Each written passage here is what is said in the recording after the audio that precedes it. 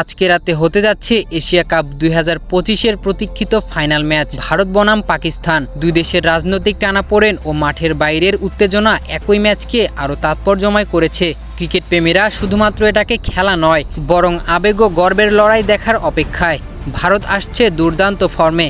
অভিষেক শর্মা টুর্নামেন্টের সেরা রান সংগ্রাহক, আর বুমরার হাতে বল মানে যে কোনো প্রতিপক্ষের জন্য হুমকি। তবে হার্দিক পান্ডিয়ার ফিটনেস নিয়ে দুশ্চিন্তা আছে। সুপার 4-এ পাকিস্তানকে দুইবার হারানোর পর ভারত আত্মবিশ্বাস নিয়েই মাঠে নামবে। অন্যদিকে পাকিস্তান নামছে প্রতিশোধের মানসিকতা নিয়ে। শাহিন আফ্রিদি ও হারিস রউফ যদি নতুন বলে ভারতের উইকেট তুলতে পারেন, তবে ম্যাচের চিত্র দ্রুত পাল্টে যাবে। অধিনায়ক সালমান আগা জানিয়েছেন, শৃঙ্খলা আর আক্রমণাত্মক ক্রিকেটের সমন্বয়েই তারা মাঠে নামবেন। আজকের ম্যাচে শিশির, পিচের চরিত্র আর স্পিনারদের পারফরম্যান্স হবে নির্ণায়ক। শেষ ওভার পর্যন্ত টানটান উত্তেজনা চলবে বলে আশা করা যাচ্ছে। জয় বা পরাজয় যাই হোক, আজকের ফাইনাল ইতিহাসে জায়গা করে নেবে।